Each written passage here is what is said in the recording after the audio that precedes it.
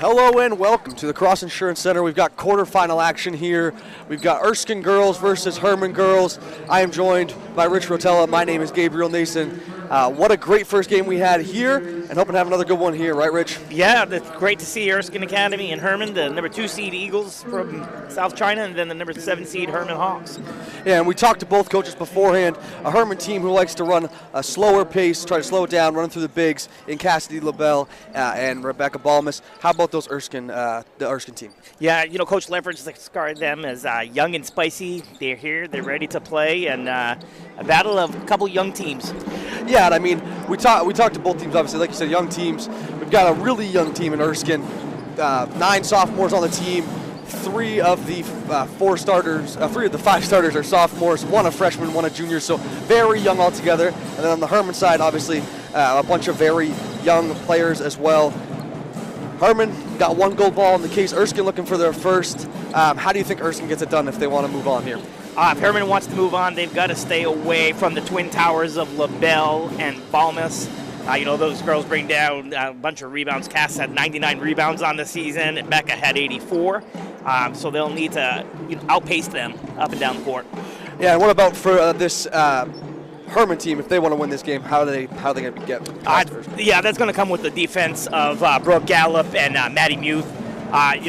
Brooke had 49 steals this year. Maddie had 37 steals, quick hands, and they're going to really need to knock that ball out of Erskine's hands. Yeah, and Hermon coming in hot. They're on a 6-game win streak. They got win over Foxcroft, 2 over Central, 1 against the Old Town, and 1 against the John Baptist team that we both just watched. So that's obviously a thing to watch out for, as they would play the winner of that game. We'll play John Baptist, who was the winner of the game, whoever wins. And then obviously Hermon beat Belfast in their prelim game. Hermon's losses all have come against tournament teams. Erskine can say the same. Their only losses on the season are to Class C Mount View, Class B South Madomic Valley, and Class A Gardner, all very good teams. Yeah, and Coach Lefferts pointed that out, that those games came at the right time. It was the second season for Erskine to get them ready and prepared for the Cross Center. And absolutely, and all those teams, the Mount View, Madomic Valley and Gardner teams, all teams that like to go fast. You're going to see something different here today, obviously, from the Hermon team. Yeah, and the one thing that I would look out for is that youth. Yep. Youth is dangerous with the speed, so let's see if that causes any any unnecessary turnovers today.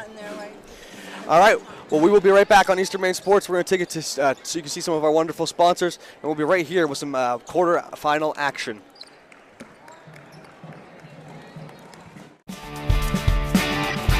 My name is Rick Ames, and now we have an office in Dexter, which is what we consider our hometown now. We still have our office in Lincoln, and we're loving that.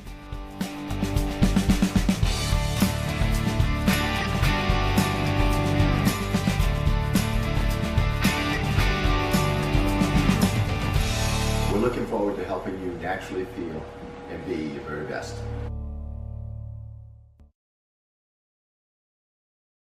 Been to Harvest Moon Deli yet?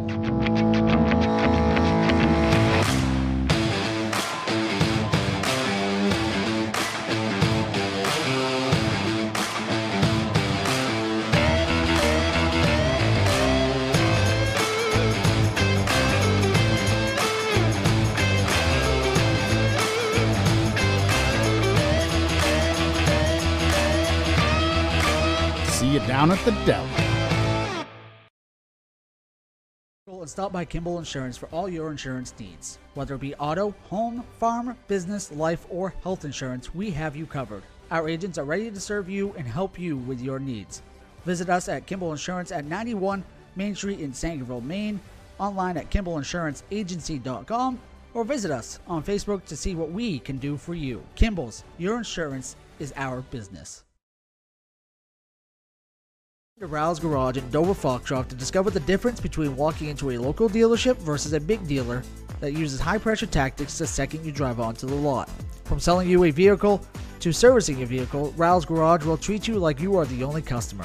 While you're there, check out their state-of-the-art automatic car wash. Rouse Garage, call them at 207-564-3434 or visit them at 191 East Main Street in Dover Foxcroft, Maine. Get ideas and inspiration before your next building project even begins at Hermon Lumber Company. Create your vision when you explore Hermon's extensive in-store showroom displays, showcasing innovative trends from industry-leading suppliers and designers. Your Hermon sales rep will help you find the look you like, and Hermon's design team will help you make it your own. And Hermon delivers from 22 locations across Maine and New Hampshire. For your next building project, find your vision at Hermon Lumber Company. Brothers Meats is a family-owned and operated business located in Guilford, Maine. We operate a local retail meat market along with a slaughterhouse, smokehouse, and processing plants. Hermon Brothers has all sorts of meats from already pre-cut all the way to cutting it right on the spot for you. Also, while you're there, don't forget to try their wicked good beef jerky that is made right in Guilford, Maine. Call them at 207-876-4395 or visit them at 346 Water Street Monday through Saturday from 8 a.m. to 4 p.m.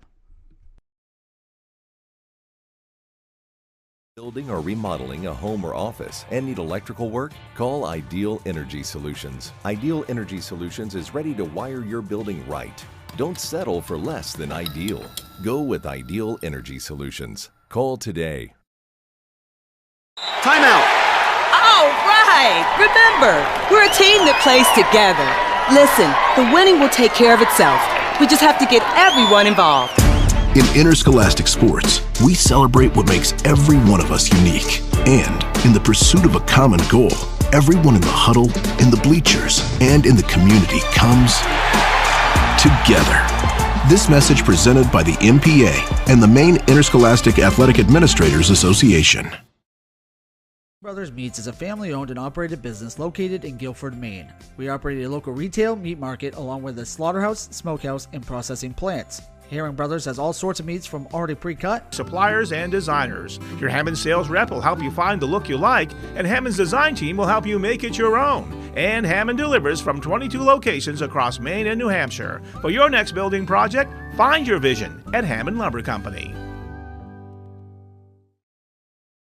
Been to Harvest Moon Deli yet?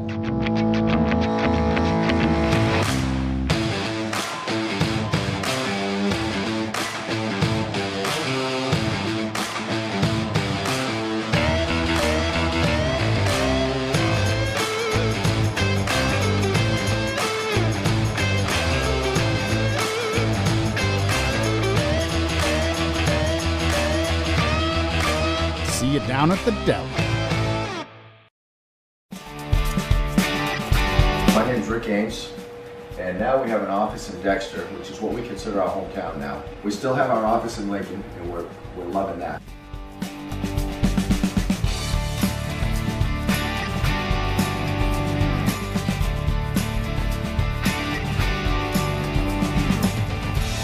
We're looking forward to helping you naturally feel and be your very best.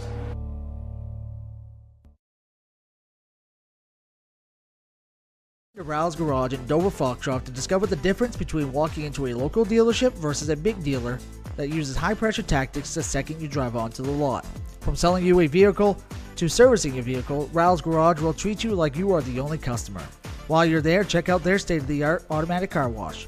Ral's Garage, call them at 207-564-3434 or visit them at 191 East Main Street in Dover Foxcroft, Maine. Welcome back to the Cross Insurance Center here for quarterfinal action. Rich, why don't you tell us about our presenting sponsor today? Yeah, our presenting sponsor is Hermon Lumber. They are fourth generation, family-owned company with over 900 dedicated employees across 22 locations in Maine and New Hampshire. A trusted Maine building supply, service, and materials company serving the industry since 1953. And we are preparing here as both teams are getting ready to get the lineups called. We will get you out to the PA announcer once we get to that point. I believe it is going to be right now, as we've got Rich on PA. Not this Rich, that Rich on PA. We'll take it right to him. Building Supply, the division of Pleasant River Lumber. This Northern Maine Class B girls quarterfinal game features a number 7 seed with a record of 11-8, the Hawks from Hermon High School.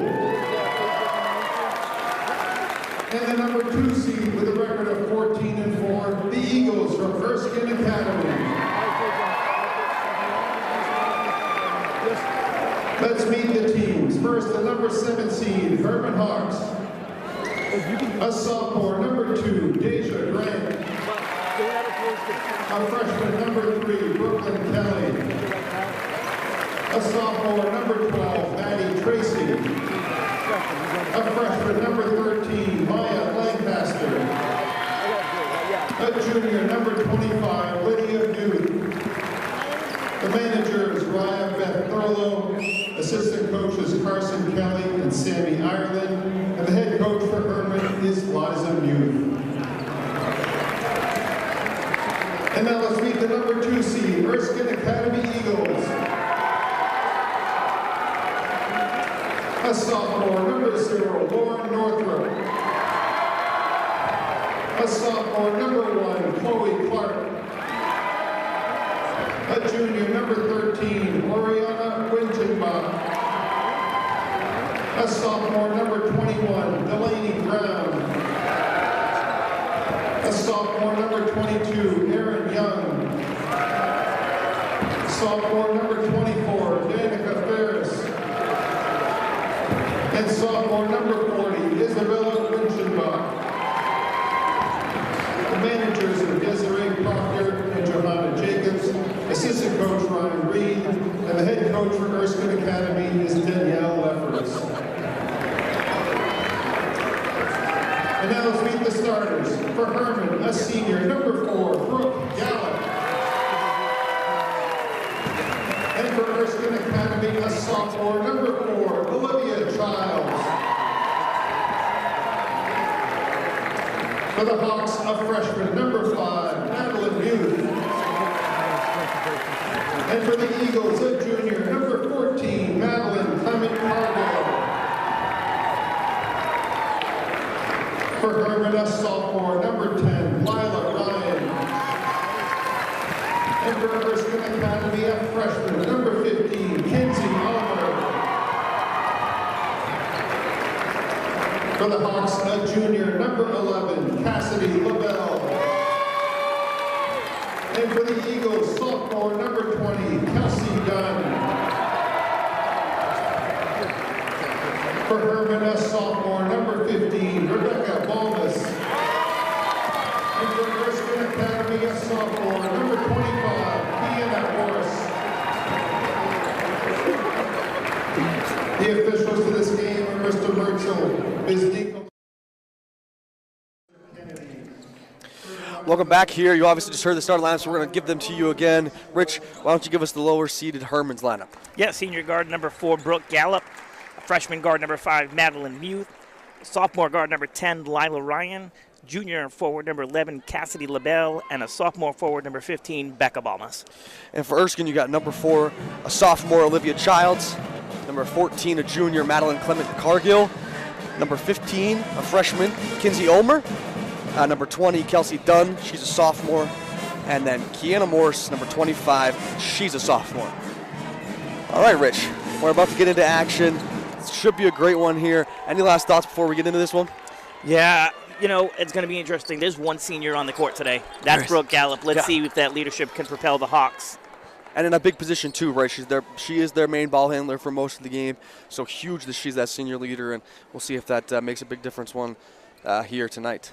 Yeah, one thing for our viewers at home who are able to hear us but not see this, Gallup is wearing a mask for the first time this season due to injury sustained in the prelim. Yes. And here we go. We got tip Balmas, and it looks like Clement Cargill at the tip, and Hermon wins the tip right to Gallup. Gallup over to Maddie Muth, back to Gallup. Gallup brings it up as Erskine had the full court press on, immediately cutting down. Cassidy LaBelle in the paint, tied up underneath. It's going to be a foul on Erskine.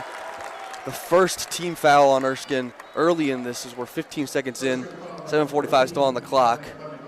Yeah, it was a delayed call. I wasn't sure if they were going to call for a jump or a foul, and you were right, Gabe. They did catch the holding call on that play. It was certainly a close one. We got Lila Ryan up top, almost turned the ball over, and it is turned over. Kelsey Dunn with the steal there for Erskine. Erskine quickly down the court, as they do like to run on the right wing here. Top of the key now is Kiana Morse. Morse over to Clement Cargill. Cargill over on the wing. We've got Kelsey Dunn. Kelsey Dunn underneath. layup not good as we got Maddie Muth with the rebound. Yeah, Kinsey Omer went for the layup and was unsuccessful on that. Ball thrown over to LaBelle. LaBelle up to Gallup up top. Erskine in a 2-3 maybe, a 3-2 potentially. A turn back over again. Cass LaBelle is going to get called for a reach and foul. Yeah, and a couple early turnovers for this Hermon squad. Young, like we said, this could be the potential to be young mistakes early like that, and quick turnovers and a quick foul right there. Each team's already committed a foul apiece, and we're not quite a minute into the game yet. That's where you can get, like, the youth can get you quick on a court like this. You got to be deep if you're going to play this quick sometimes. Over Erskine on the corner, a three, and that one is by 25. Kiana Morse gets the leading start, get the scoring started here as it's nearly stolen away. Body's on the floor. Erskine comes up with it. A steal as they try and push the ball.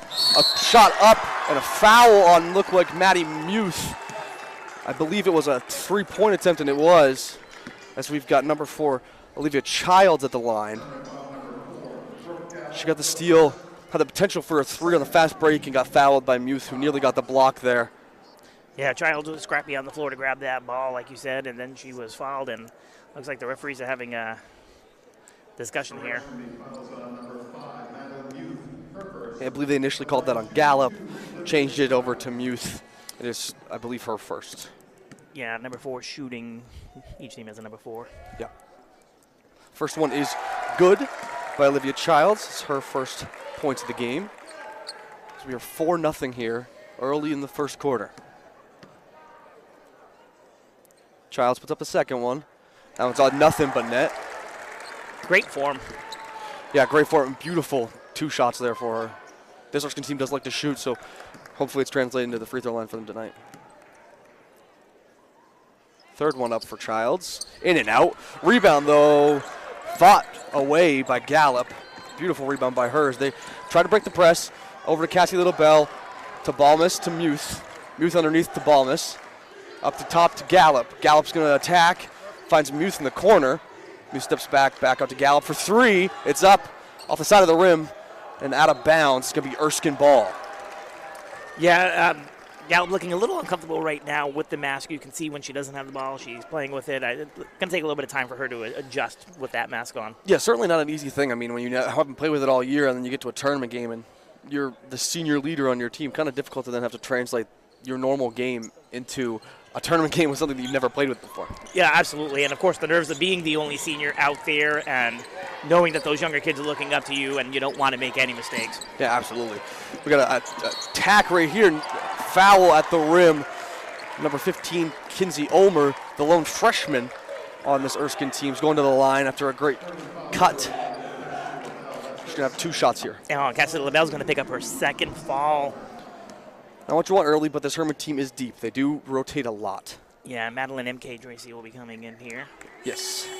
First shot is off for Kinsey Ulmer, as Tracy does come in for the foul-troubled Cassie LaBelle.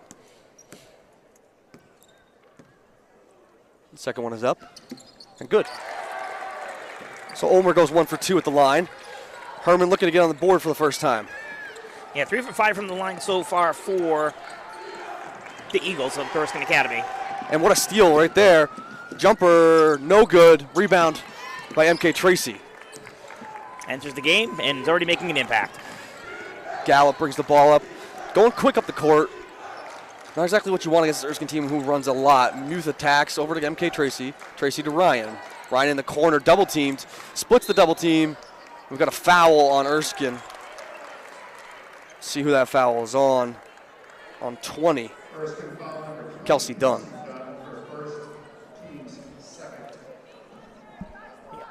First foul for Dunn. Second team foul for Erskine. Ball gets into Tracy, who pulls a jumper from the wing, and it banks it in. The first points for Hermon. The bank is open on Friday. I mean, it usually is, but it is today, too. It's open a little bit later today. Yes. MK Tracy making instant impact already with a rebound and a basket.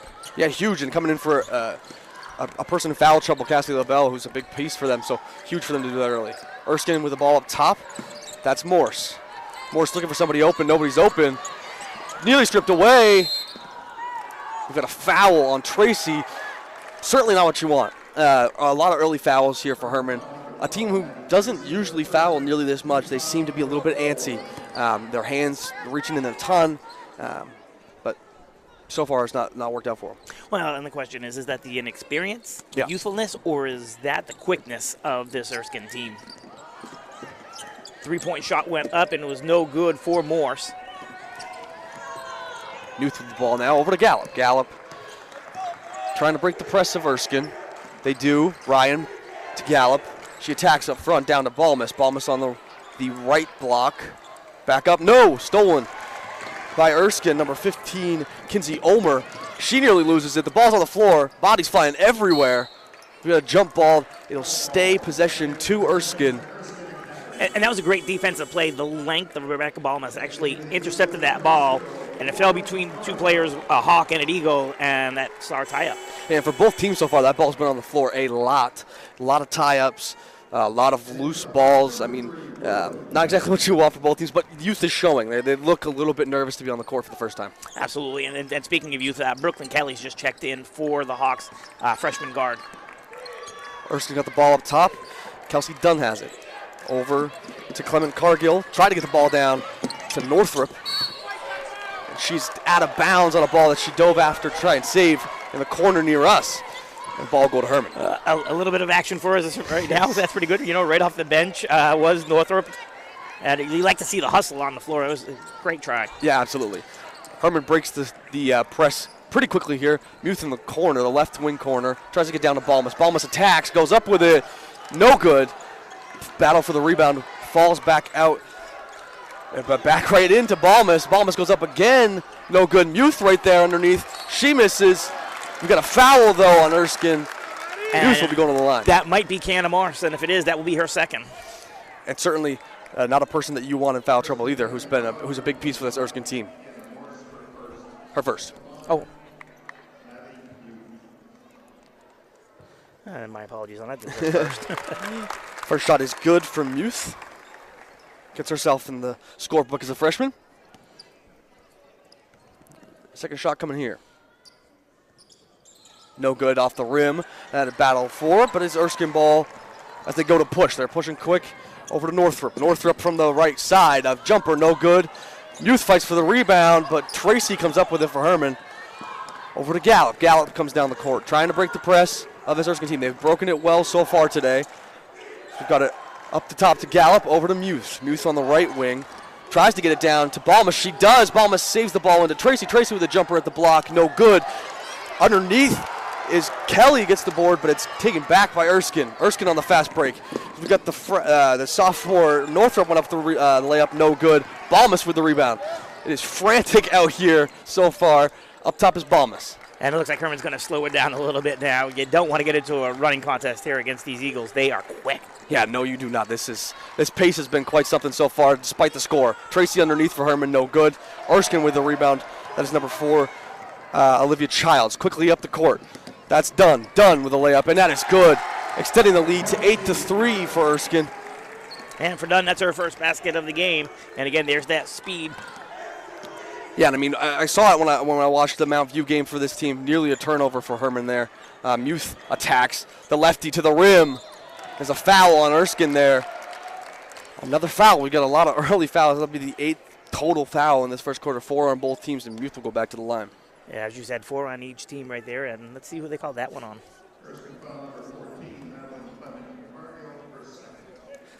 Clement Cargill, her second. Another starter in foul trouble. Muth's first goes up, rattles around and in. She's got 2 of the 4 for this Hermon team. As Balmus comes in and LaBelle comes back in with 2 fouls. Yeah, interesting strategy. You want to keep that height out there, but with 2 fouls, I'm surprised that Coach Muth hasn't gone to the youth and tried with her guards right now just to give both bigs a little bit of a break. Yeah. Second one off, but Tracy with the rebound, no good. LaBelle with that rebound out to Muth. They reset it up top. Muth attacks, goes center, layup, good. Her first field goal, 4 points on the game for her. And suddenly it's back down to 2. And it's 8-6 Erskine. Erskine up with the ball up top. Olivia Childs Over to Northrop. Back up to Childs up top. She's calling for a screen. Screen coming from Dunn up top is Dunn. She gets the ball. Looks underneath. Morse, who loses the ball. The ball's on the ground. Gallup's got it. And we've got a jump ball here in the favor of the Hermon Hawks. Again, another loose ball, and it seems to be going Hermon's way every way so far on the loose balls. Yeah, and Brooke Gallup just took the mask and threw it off to the training staff. Looks like she's going to try to go the rest of the way without it. Yeah, I mean, it's one of those things, right? It protects you from getting hit, but if it hurts you more than it helps you, what's the worth in keeping it on? As we're in a 30-second timeout here, I believe called by Erskine. Yes, called by Erskine. What a great start so far for Erskine. I mean, obviously, playing it on a frantic pace. It's been back and forth on both ends so far. What can you say for the start of this game? Yeah, it's not like the last game. The last game, there was a lot of scoring right off in that contest where the John Baptist Crusaders were successful in knocking out Northern Maine champions from last year, the Old Town Coyotes. This is a style that's going to suit Hermon in the long run. Yeah. And if we're Erskine, they're going to want to pick up that speed and not allow Hermon to slow it down. Yeah, I mean, this is two teams who allow 38 points to their opponents. Both teams allowing 38 points to their opponents.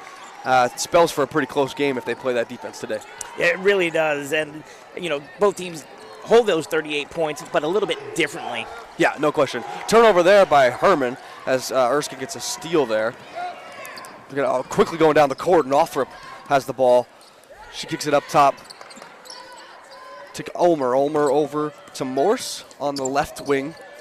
She looks for a shot at the wing. It's up and good. What a spin move by Kiana Morse. Shook the defender off her and got the bucket. Now it's 10-6 Erskine. And she has half of the Eagle points.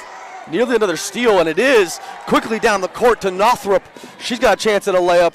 No good. Tracy for Hermon nearly hit the rebound. LaBelle will come down with it. The Hermon Hawks are quickly getting out into action, though. Looks like they're slowing down. Now foul, though, on Northrop as she reached in on Gallup there. I think that's going to be a little bit of a desperation foul. She had that chance for the layup, instead chose to go for the short jumper, was unsuccessful, and now at midfield, right? At midcourt, she picks up a reach and foul, and team's fail. Yeah, we're going to the line as Gallup will shoot her first. It's up and good as Gallup gets herself in the scorebook for the first time. 1 point with the mask off, 0 points with the mask on. Yeah, pretty good, I'd say. The numbers are in her favor to keep that mask off. As the second goes up, and that one just rattles in and out. Battle for the rebound. Erskine does get it. They quickly come down the court. Morse comes down quickly, lefty. I did not mention that earlier, but she's a lefty and a beautiful shot earlier. So we got a foul here on Tracy. That's her second. A lot of foul trouble here for these Hawks early in their bigs, which is where their strength is, not what they want. Yeah, two of their three bigs are in trouble. LaBelle and Tracy with two each. And it looks like Becca Balmas is going to check back in. And luckily for Hermon, Balmas has, knock on wood, no fouls. Now they said that, probably will. Morse at the line for the first one. It is up and rattles in and out.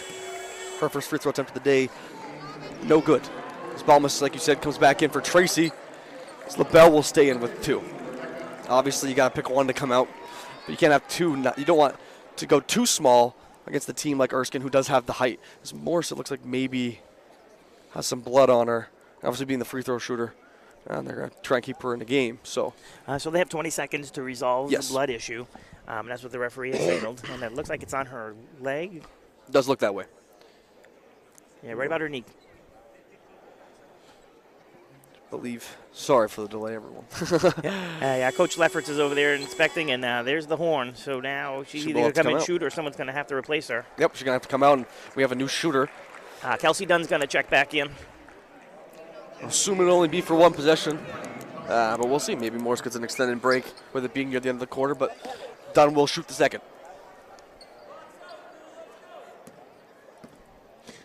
Let's see Dunn. She's been sitting. Let's see. Yeah, the legs are going to be a little bit cold coming into this one. It is up and right off the front of the rim. LaBelle with the rebound for Hermon. And again, there's that height advantage for Hermon, and that's why it's important to keep at least two of those three bigs out there. And again, another foul on Northrop, her second. So a lot of foul trouble for both these teams. The youth showing so far, especially with these fouls, you do not want to foul but it doesn't nearly make a difference in the regular season as it does when you're playing a one-game elimination on the court. And, this is the 10th foul, and I'm not quite sure there's been even a single foul in the paint. I think they've all been outside the three-point arc. Yeah, I think you're right, as the first one is good for Brooke Gallup. Yeah, I think we've had all of them. A lot of them are very far from the basket, too, not just on the perimeter, but some of them at half court, some of them in the opposite half court. So certainly not what you want for either coach so far. Right. Gallup makes the second. Yeah, 3 for 4 from the free throw line for Gallup. Both teams getting a lot of their points at the free throw line as well. So certainly huge so far, and may be huge as we go the rest of the way if the fouling situation keeps the way it is. I like the defensive pressure that Gallup's putting on Dunn. As Erskine has the ball up top over to Wickenbach. And that's Isabella Wickenbach. There's 2 Wickenbachs on the team, and Isabella just checked in for the Eagles. Brooke Gallup gets the steal there, and Hermon will go the other way. Looking for their first lead. Yes. And it would be very nice to get this lead, especially going into the second quarter as we have 41 seconds left on the clock. Gallup up top has nearly a foul there on Erskine. Stolen away, though, by Erskine, number 4. Olivia Childs gets the steal there. She has the ball coming down the court on the right side over to Dunn. Dunn attacks. Dunn finds Wickenbach underneath. She is fouled. Isabella Wickenbach is fouled underneath. She will go to the line for 2. Another foul there, Rich. Yeah, and the first one in the paint. And that one I think is going to be on Balmus. It is. Her first. Wickenbach's first. Up and good. So another sophomore coming off the bench, making a difference early. Yeah, and I must have missed it, but the junior Wickenbach also checked into the game as well. She's wearing the number 13 uniform. Yes. One of their 2 juniors on this team. The second one up by Wickenbach and good. As Hermon will again quickly move down the court with 20 seconds left on the clock. Muth with the ball up to Gallup, over to LaBelle, back to Muth on the 3-point line. And a chance to tie it? No. Rebound fought for by Muth. She gets it back, puts the shot up. No. The rebound is Erskine's. Quickly down the court is number 15, Ulmer. She's got a layup at the rim. That is good. That'll end the first quarter. It is 14-9, Erskine. We're going to keep it here in between quarters. What a first quarter here, Rich. After that little jinx moment where I said this wasn't as quick as the first game, the scoring did start to pick up. 14-9 in favor of the 2-seed Erskine Academy Eagles. But the tale of the first quarter is always going to be known as, for us now, the foul trouble. Yeah, a lot of foul trouble on both sides so far. I don't necessarily have the fouls. I know you have the fouls in your book, but a lot of starters in foul trouble as well. It's not nearly spread out. There's a lot of people with 2 so far. I think 4 or 5 total people between the 2 teams with 2 fouls, and in the first quarter is not what you want. It's not, and you're right. LaBelle and Tracy, 2 fouls apiece for Hermon, and then for Erskine, it's Northup and Clement Cargill, each with 2 fouls. And like you said, it's not what you want to have happen right now. Those fouls are not spread out evenly. Yeah, no, and that's going to kill you, especially in a game like this. Rich, why don't you read us about a few of our sponsors that we have for this tournament? Yeah, we'd like to thank Rouse Garage, Herring Brothers, Ames Chiropractor, Ideal Energy Solutions, Black Bear Crane, Harvest Moon Deli, Hammond Lumber, Kimball Insurance, Maine Highlands Federal Credit Union, Sarah Ryan, Realtor with Next Home Experience, and Handy Stop for sponsoring Eastern Maine sports coverage of Tourney 2025. Yes, we want to thank all our great sponsors who are sponsoring us this tournament. Allows us to do this for free, allows everybody to hear it for free, which is huge. Obviously not a lot of options to do that, and glad that we get the chance to be one of those people. Yeah, it's great to be back again, the second game of the tournament, and we're on the air, and we're hoping that the fans over in Hermon and in China who aren't able to be here are able to tune in and listen to the broadcast. Yes, and it is Erskine's ball to start the second quarter here, as we've got, oh wow, what a cut there, a layup at the rim for Ulmer. What a pass from Olivia Childs to find the cutting Ulmer. And that is the young and spicy, I think, that Coach Lefferts was talking about earlier about her Erskine Eagles. What a great play. As that ball is out of bounds off Hermon. A little bit of a hot pass there for Balmus. Saw Lila Ryan cutting. Didn't quite get her in the good spot, and it's out of bounds off Lila Ryan. So we got a timeout here for Hermon. Yeah, Cass LaBelle just checked out the game. Brooklyn Kelly checked in for her. I think Coach Muth is really going to try to limit the opportunities of her picking up a third foul, especially early on here in the second quarter. Yeah, I mean, you got to say, right, for this team so far, it's been hard because they typically like to play big, but maybe that's hurting them a little bit against a team who's trying to run as much as Erskine is. Yeah, and that's a very good point that you bring up, Gabe, is trying to find the perfect matchups, and maybe it isn't the bigs right now. Maybe it is trying to keep up a little bit with speed on speed, and maybe you can tire that Erskine team out, then bring your bigs in for a different advantage. Yeah, I mean, you got to try something new, right? Because it's obviously not working, down 16-9 early in the second quarter. Something's got to change, got to shake things up. I mean, obviously, both these teams very evenly matched so far. They really are. I mean, you talked about the last play where Balmus, and there was a little bit of a hot pass. She's a pitcher for the softball team, so I would expect nothing less unless it's a changeup. Yeah, absolutely. I mean, we have a foul here on Erskine, illegal screen there on number 4, Olivia Childs, her first. So the ball will go back to Hermon. So we have a 16-9 game in favor of Erskine with 7:28 left on the clock. So we got Lila Ryan will take the ball at this time.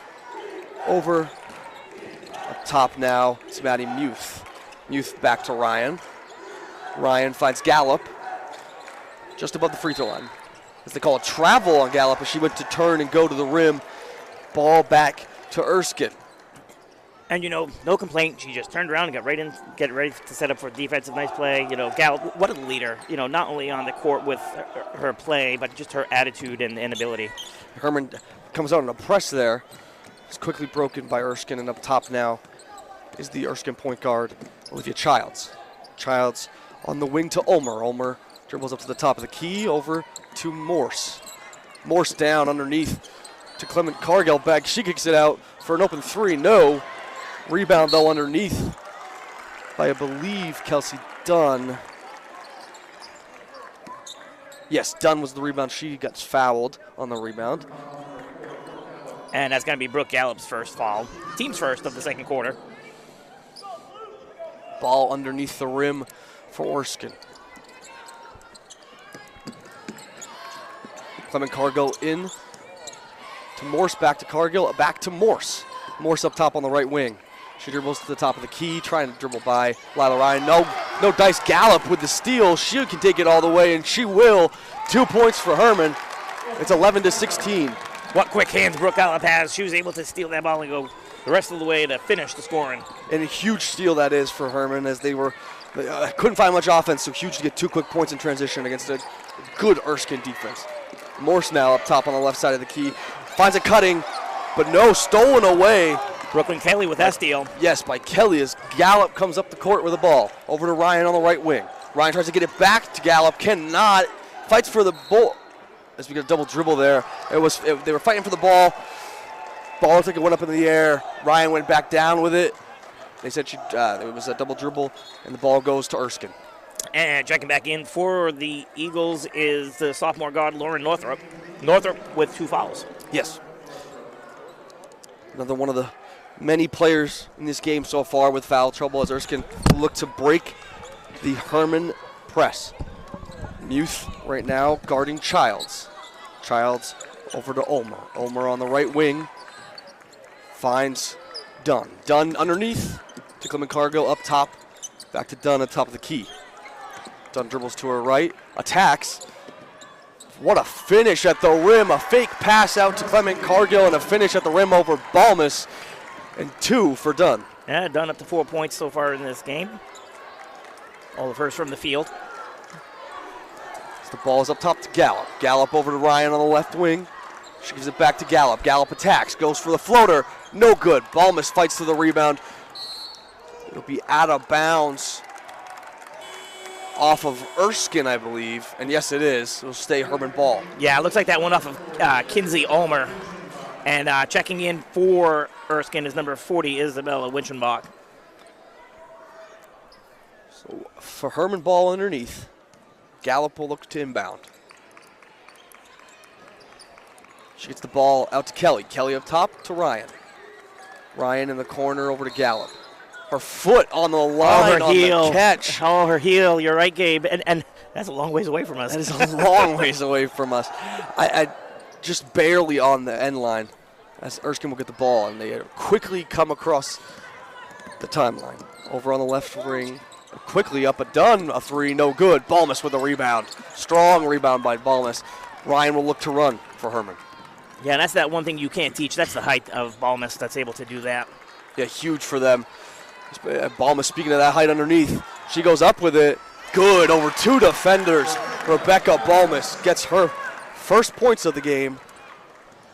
Huge to get those points for Hermon as they cut it to 5. And with that, we're going to have now a blocking foul, and it looks like that might be on Maddie Muth, and if it is, that'll be her second. Add her to the foul trouble team that's currently forming for both teams. I mean, cannot have this much foul trouble, especially for a Hermon team who's does not have the depth that they would need if they were going to be in foul trouble. Erskine's got the ball on the wing here. Up top to Northrop. Northrop over to Childs. Childs on the right wing. Looking for a cutting teammate. She'll have Dunn up top. Dunn to Northrop on the left wing. Northrop up top. Just off by Winkenbach. She gets her own rebound, puts it back up, no good. And the Hermon players are going to watch as it goes out of bounds. And, there was no eagle anywhere in sight. And checking back in for Hermon is MK Tracy, one of those players with 2 fouls. He's checking in for someone who has 0 fouls, I believe, in Lyle Ryan. So the lineup on the floor for Hermon's got to be very careful with their fouls. They do not want to get any more foul trouble, especially this early in the game. And, that's a person we haven't mentioned much is Lila Ryan. She's not filling the stat books yet, but she's going to be a big player for Coach Muth in the second half. Yeah, a huge player for this team all year, looking to make a mark here in the tournament. Maddie Muth on the right wing, up top to Kelly. Kelly down to a rebound by Muth. She tries to save it. It'll be out of bounds off Hermon. Yeah, MK Tracy put the shot up, and unfortunately she missed the backboard. She missed the rim. As you can hear the Erskine fans chanting down the other end. And Maddie Tracy trying to make a save, but Erskine ball. Erskine quickly down the left side. Northrop goes for a floater, but she travels before it. It'll be Hermon ball. It was kind of hard because all 3 refs blew the whistle the exact same time. It was quite the loud whistle that came out of the gym there for a second. As Hermon will bring the ball up, it is Brooke Gallup with the ball. And Hermon's going to try to take out that 5-point advantage that they're trailing right now. Ball to Balmus. Up top to Muth. Over to Tracy. Tracy back up to Gallup up top. Gallup takes one dribble, pull up, in. Beautiful shot by Gallup. And a fake as well. She was able to fake Northrop out of the play and left that jumper for her. Yeah, I mean, a beautiful play there by Gallup. Now Erskine with the ball. Northrop on the right wing, looking for his teammates. She'll get her. She'll get Ulmer up top. Ulmer back to Northrop on the right wing. Ulmer takes one dribble, looks to pull up, no. Childs up top for Erskine. She'll took dribble right, finds Winkenbach in the corner. Back up top to Childs. And Coach Lefferts has sent Kiana Morse to the table to check in for Erskine. She did get it at quite the extended break. They patched her up pretty good, and she'll be right back in after being patched up for a little bit. She got an illegal screen here after what could have been a quick bucket for Erskine. It's going to be a foul on Isabella Winkenbach. And, that's their second illegal screen call as well. So they're driving, and then the offensive foul kills the possession. As Hermon will have the ball here. Gallup brings it across the timeline. It's 18 to 15. Erskine with 2:30 left here in the second quarter. Gallup up top with the ball over to Tracy. Tracy looks for a 3. It's up. Just off. Rebound goes to Erskine. Dunn pushing the ball. She does a spin move at half court to try to evade a defender. Ball goes to Childs. Childs attacks Muth. Balmus with the block at the rim. What a block for Rebecca Balmus as Hermon will bring it down. Yeah, and Hermon was looking for a backcourt call there, and then as you said, they went for the drive, and Balmus with the big paw swats it out of there, and now Hermon's going to be called for a traveling violation. As Balmus looked to turn and get a jumper, traveled when she turned her pivot foot. Ball goes to Erskine. And Clement Cargill checking back in for Erskine, and she is one of those other players with 2 fouls. Here comes Erskine, Dunn with the ball as she approaches the half-court line. Top of the key as they set up a play. Hermon had been in man-to-man most of this game. Erskine finds Dunn in the corner for a 3, up and no good. Battle for the rebound. That ball is off Kelly of Hermon, and it'll stay here. Erskine ball. Yeah, a little unfortunate. Great try, great effort by Brooklyn Kelly. Erskine underneath, Northrop with the ball. She kicks it out to Clement Cargill. Cargill dribbles right, looks for a teammate. She finds Childs up top. Childs attacks to the right side, loses the ball though as Brooke Gallup steals the ball away. She's going quick, looking to find a fast break bucket of her own, but she misses the ball at the rim. Kelly with the rebound, in and good. And we've suddenly got a 1-point game here at the Cross Insurance Center. Yeah, the freshman Brooklyn Kelly with the putback. It looked like that ball went off the hands of MK Tracy into the hands of Brooklyn Kelly, and she finishes. Let's see these last 80 seconds, Gabe. Done on the wing for Erskine. Up top to Morse. Her first shot since being back in the game, just off the rim. Gallup with a hard rebound. She got hit in the nose there, it looked like. That's where that mask really hurts to not be on. Yeah, what a baller, though. She's continuing to play. She did immediately grab for it. Ball down to Balmas. Over to Muth for three. No. Kelly right there with the rebound. A chance to take the lead. No, off the rim. Gallup with the rebound. Her chance to take the lead. No, off the rim. That ball is off of Erskine. It will stay Hermon ball after a battle for the rebound. Off of Kiana Morse. And yeah, right, we'll stay with Hermon. And checking in for the first time today for the Hawks is number 13, Maya Lancaster. Hermon a chance to lead for the first time today with 47.9 seconds left in this first half. Ball up top to Tracy. She takes the three. It's good. Drained that one from deep. And suddenly Hermon's got the lead 20-18. MK Tracy with a big shot. Quickly comes Childs over to Dean. Over to Clement Cargill. Her three, no good. Done with the attempt on the board. It is off of Hermon. It'll stay Erskine ball with 31 seconds left in this first half. Yeah, Gallup and Dunn going after that ball. One off the hands of Gallup, and Erskine with those 31 seconds. Let's see what they can do. Clement Cargill, the inbounder. Finds Morse underneath. No, stolen away by Kelly of Hermon. As they will probably look for the final shot with 25 seconds remaining. Gallup to Kelly. To Tracy for three. No good. Fight for the rebound. Erskine ball. Dunn with the rebound. Dunn looks to come down the court. On the left wing. Gallup on her. 8 seconds left, Gabe. Over to Clement Cargill. She looks for the shot. No. Morris, 2 seconds, finds Childs in the corner. She got to get one up. She does not. And going into the half, Hermon marches back to take a 20-18 lead. We'll be back with you after these messages from our sponsors. Been to Harvest Moon Deli yet?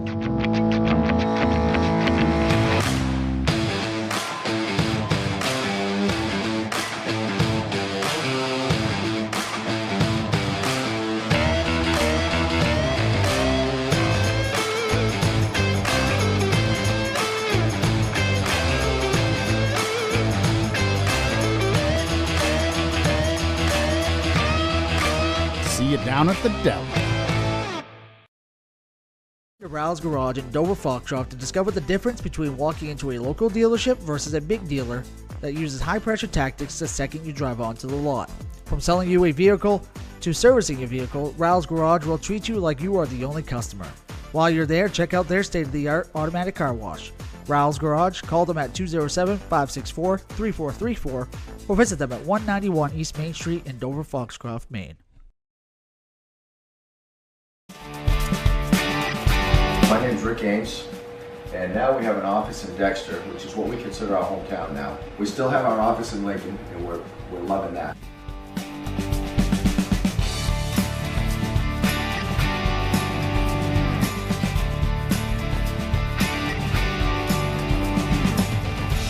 We're looking forward to helping you naturally feel and be your very best.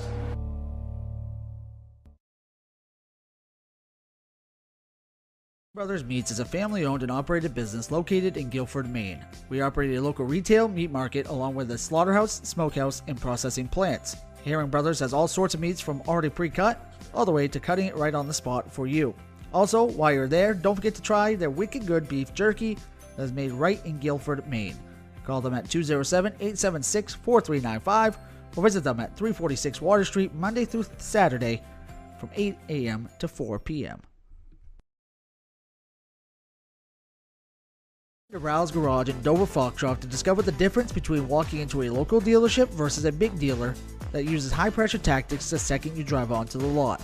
From selling you a vehicle to servicing a vehicle, Raoul's Garage will treat you like you are the only customer. While you're there, check out their state-of-the-art automatic car wash. Raoul's Garage, call them at 207-564-3434 or visit them at 191 East Main Street in Dover, Foxcroft, Maine.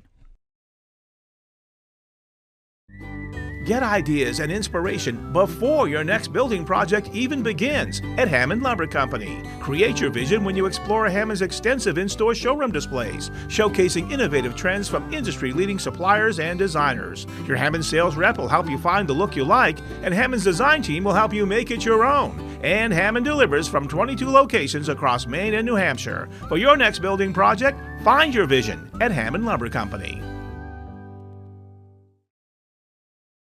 Building or remodeling a home or office and need electrical work? Call Ideal Energy Solutions. Ideal Energy Solutions is ready to wire your building right. Don't settle for less than ideal. Go with Ideal Energy Solutions. Call today. Timeout! All right! Remember, we're a team that plays together. Listen, the winning will take care of itself. We just have to get everyone involved. In interscholastic sports, we celebrate what makes every one of us unique. And in the pursuit of a common goal, everyone in the huddle, in the bleachers, and in the community comes together. This message presented by the MPA and the Maine Interscholastic Athletic Administrators Association.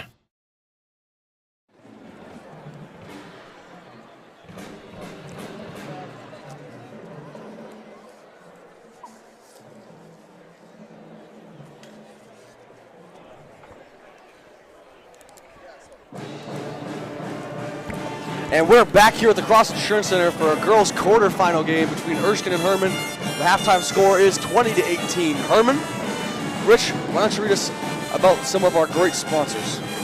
Thank you to Raoul's Garage, Herring Brothers, Ames Chiropractor, Ideal Energy Solutions, Black Bear Crane, Harvest Moon Deli, Hermon Lumber, Kimball Insurance, Maine Highlands Federal Credit Union, Sarah Ryan, Realtor with Next Home Experience, and Handy Stop for sponsoring Eastern Maine sports coverage of Tourney 2025. Hermon Lumber is our presenting sponsor. They are a fourth-generation, family-owned company with over 900 dedicated employees across 22 locations in Maine and New Hampshire. A trusted Maine building supply, service, and materials company serving the industry since 1953. For a slam dunk in your home buying or selling processes, remember to get looped and get sold with Next Homie Sarah Ryan with Next Home Experience. Black Bear Crane is a family-owned and operated crane and rigging service provider located in Hermon, covering the state of Maine with cranes from 27 to 240 tons. From roof trusses, HVAC units, steel and precast erection to modular homes and communications equipment, call 977-BEAR today. Handy Stop, your one-stop shop for essentials. Handy Stop serves small communities and are stocked with a large selection of snacks and beverages, hot, delicious food, and local Maine products. Find them in Howland, Lee, and Dover Foxcroft, and on Facebook and on Instagram at handy_stop to see pizza and takeout specials, new products, and other promotions. Check out our store to get your Eastern Maine sports merchandise, shirts, sweatshirts, hats, and much more. Check it out at easternmainsports.com or on our Facebook page. Gabe, back to you. Yeah, I mean, what a great first half here as we've seen so far. Erskine has pushed the pace. Hermon, towards the end of the end of the first half, really turned it on, has the lead at the half. What can you say about that Hermon team? In the second quarter, they held Erskine to 4 points. A field goal for Kinsey Ulmer and a field goal for Kelsey Dunn. After Erskine raced out to 14 first quarter points, it looks like whatever conversation Coach Muth had at the end of the first, defensively, Hermon, the Hawks listened, and they outperformed themselves that second quarter, outscoring Erskine 11-4. Yeah. How does this Hermon team keep this going and end out of this game with a win over the number 2 team in Class B? Keep playing with that intensity, but be careful for the fouls. You pointed it out earlier. Hermon not as deep on the bench, so really keeping the young talent in check mentally, not to pick up any of those fouls, but to continue to do what they're doing, led by senior superstar Brooke Allen. And what about this Erskine team? If Erskine wants to come back and win this game in advance, how are they going to do it against this Hermon team? they're going to need to pick up the pace like they had in the first quarter. In the first quarter, it was the speed, and in most sports we say speed kills, and that's what happened in the first quarter. It was a 14-9 advantage, Erskine. In the second quarter, Hermon was able to slow it down to their pace. They were able to have Erskine looking and taking shots that weren't there. They weren't the same shots that they had in the first quarter. Yeah, and I mean, we watched an 11-2 run because Erskine scored right off the rip as we came into the second quarter, and then from there it was all Hermon. 11-2 run, and suddenly they're on top as we went into the half. Yeah, that lead extended to 16-9. It was a 7-point lead, and then all of a sudden, Coach Muth made a substitution. She brought in Brooklyn Kelly really early, took out Cassidy LaBelle, and Kelly had 2 steals and a made field goal, and it just seemed that was the spark that they needed. Well, and we questioned while we were watching too, was it that she was trying to go with a smaller lineup to try and run with this team and slow them down in transition, because Erskine seemed to get most of those points in the transition when they were able to pick up the pace, and Hermon wasn't quite being able to get back. Maybe that change adjusted things and allowed them to get back in time. Certainly, we'll see in the second half. Yeah, absolutely, and you're right, because you remember there was a lot of fouls early on in that first quarter, and none of them were in the paint. So Hermon, to try to slow down Erskine with some reach-in fouls 60, 80 feet from the basket, you didn't see that in the second quarter. No. The discipline was there. If I have my notes right, there was only 2 fouls on Hermon in the second quarter and 2 for Erskine. So 8 fouls each team through the first half. But the important thing to note there is there are 5 players with 2 fouls each. Out of 16 fouls, 5 people have 10.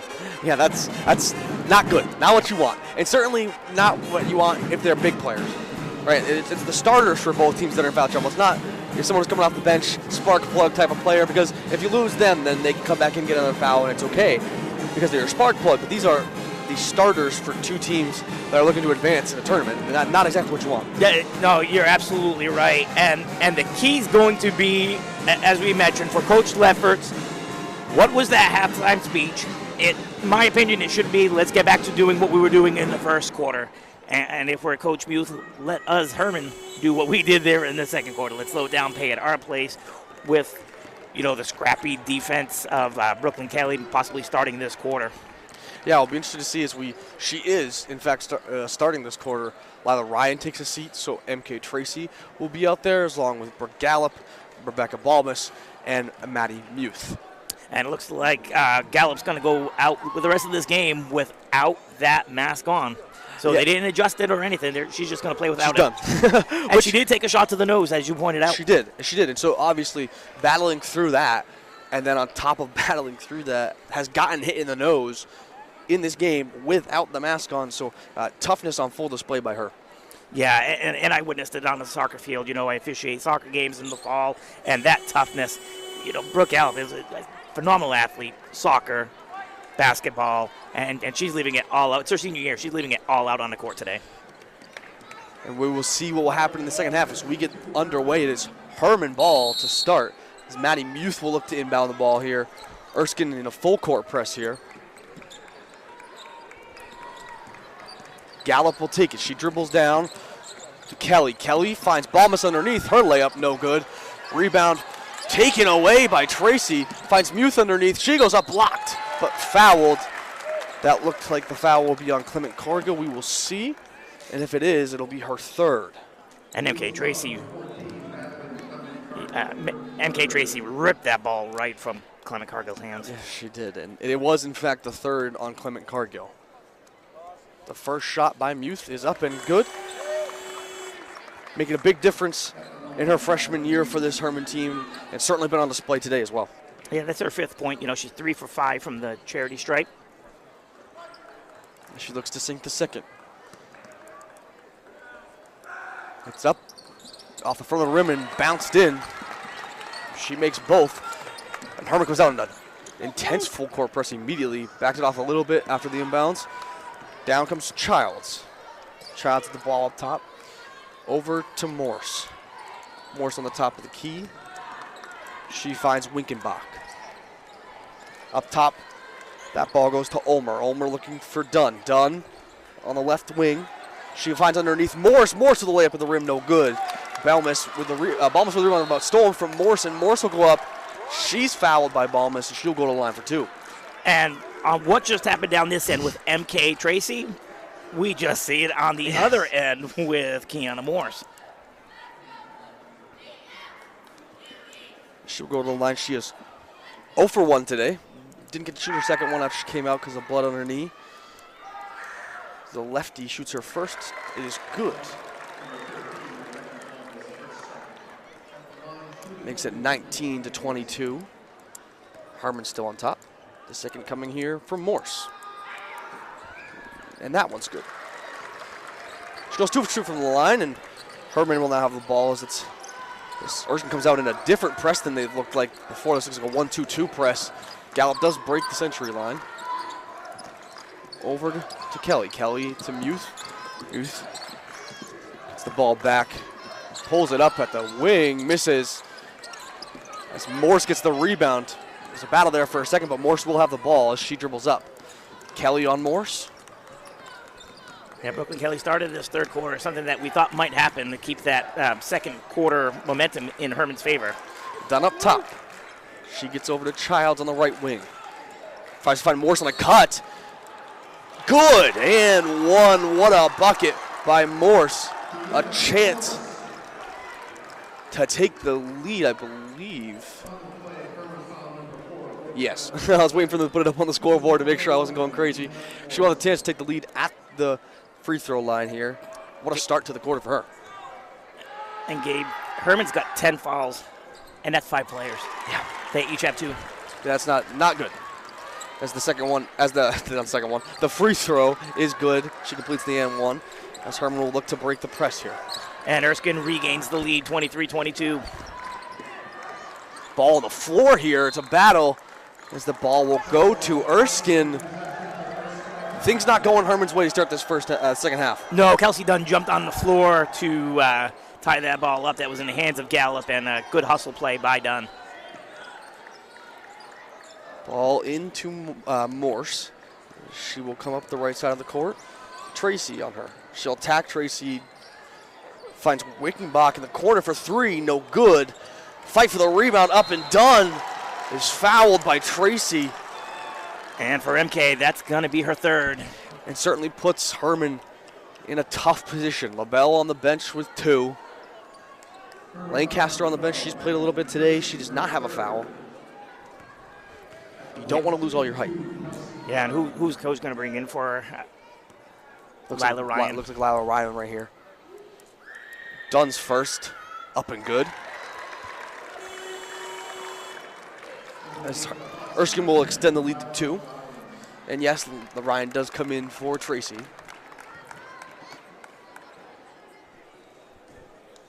Dunn with a chance to extend the lead to 3.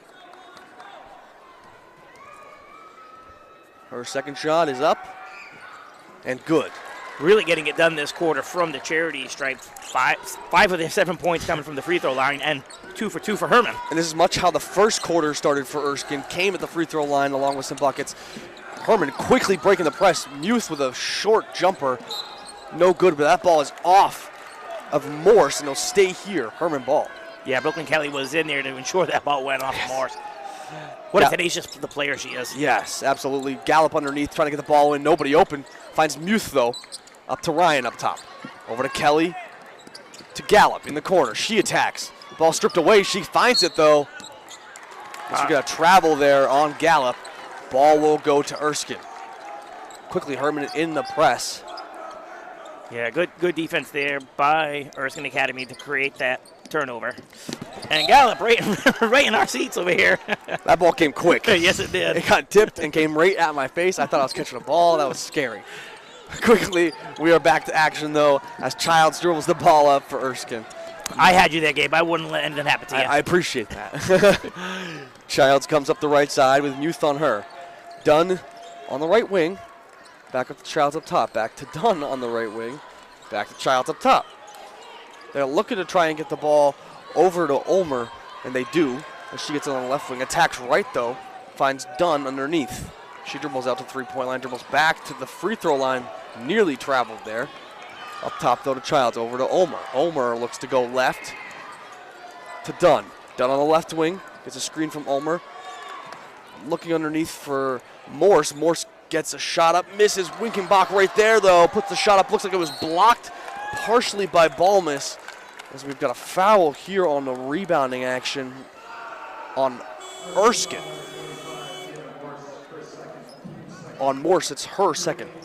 And checking in for Hermon for the first time today, Deja Grant, a sophomore forward wearing uniform number 2 for the Hawks. And huge minutes for someone who's young, much like the rest of this team, right? But her first time checking into the game, being on the floor.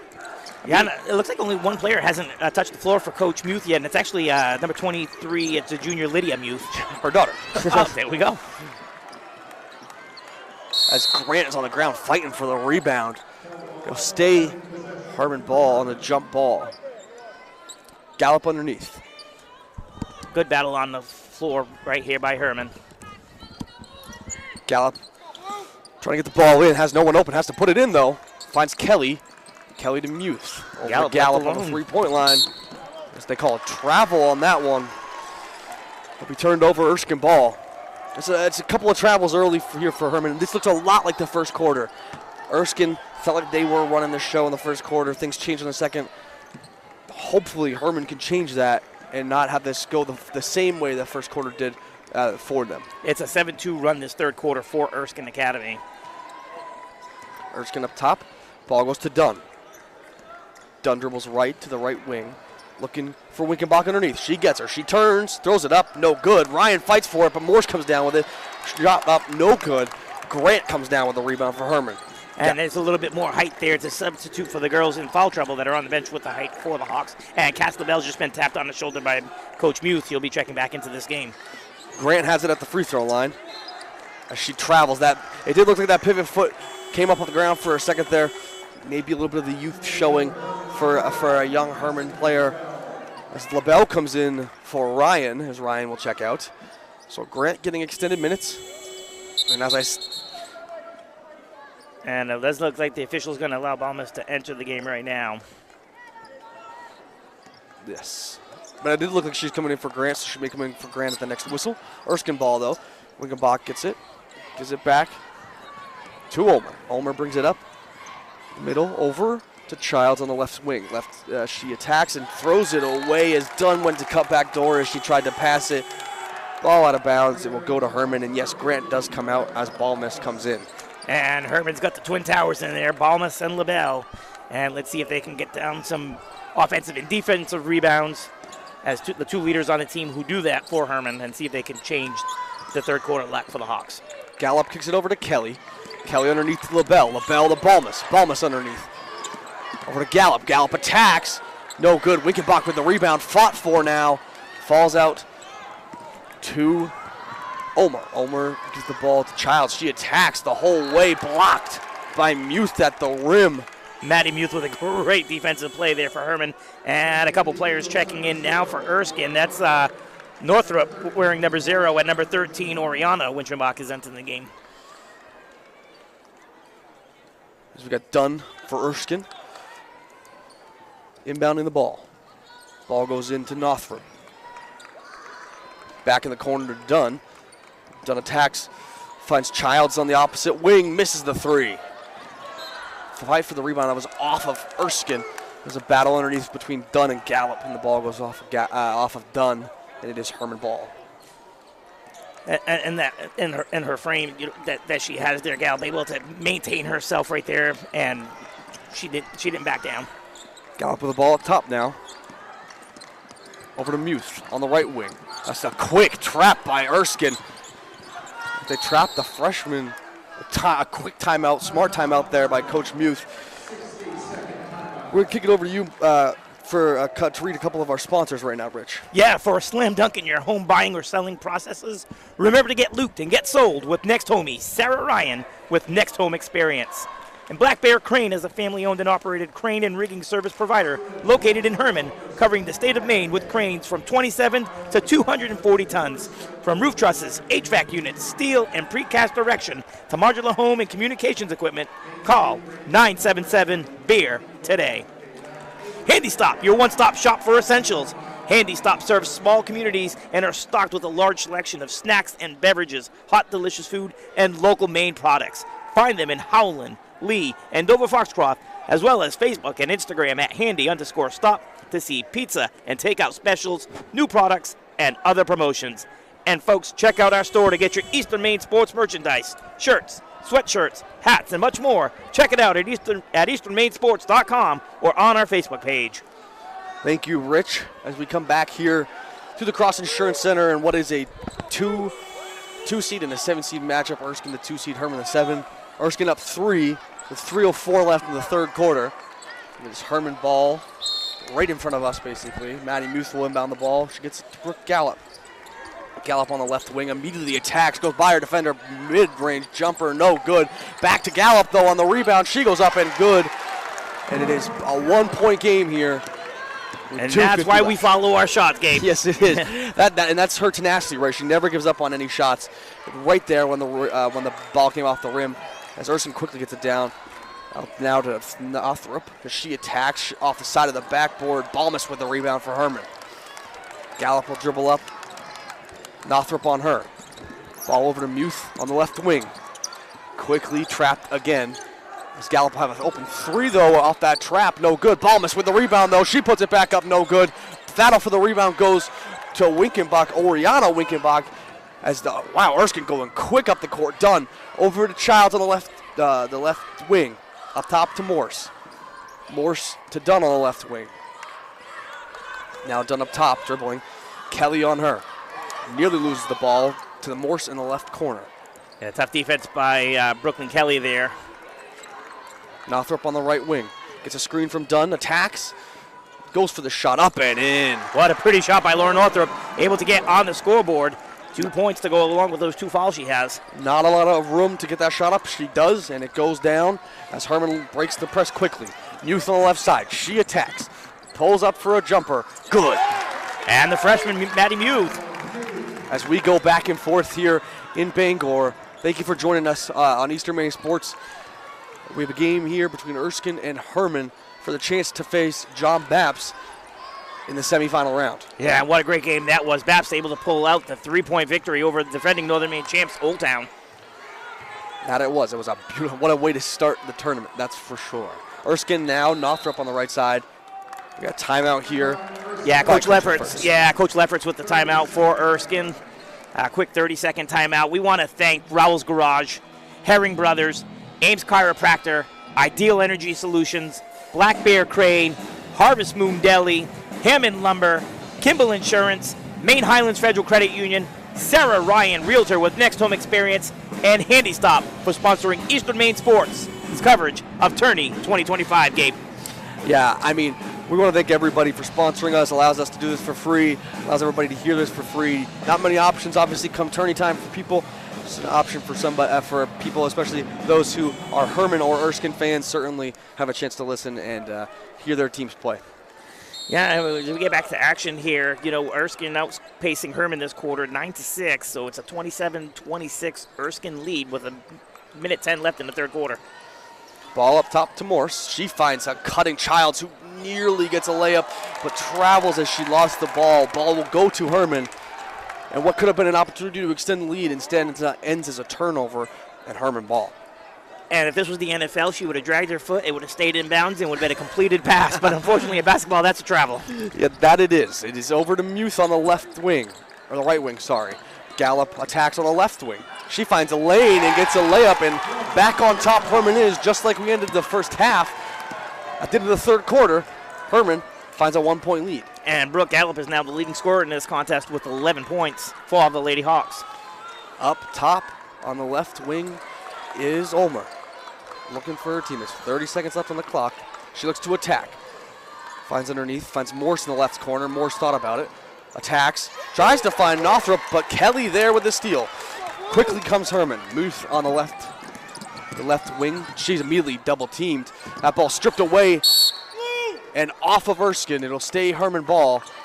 That ball will end up right in front of us, I believe, on the inbounds. Brooke Gallup will have the chance to inbound. Yeah, Maddie Muth took a spill right here in front of us, as you said, Gabe, and she's right back up and ready to continue. Gallup looking to inbound. Finds Muth as she gets hacked. No call as Muth puts a shot up, no good. Kelly fights for the rebound, gets it for Hermon. Muth puts up another shot, in and out. This chance, Ulmer. Ulmer's got the rebound. She will kick it to Winkenbach. Quickly up to Childs. Childs tries to find Northrup underneath, cannot. Kelly with a steal, and time expires. It is end of 3. Hermon 28, Erskine 27. We'll see you right after this break. Get ideas and inspiration before your next building project even begins at Hermon Lumber Company. Create your vision when you explore Hermon's extensive in-store showroom displays, showcasing innovative trends from industry-leading suppliers and designers. Your Hermon sales rep will help you find the look you like, and Hermon's design team will help you make it your own. And Hermon delivers from 22 locations across Maine and New Hampshire. For your next building project, find your vision at Hermon Lumber Company.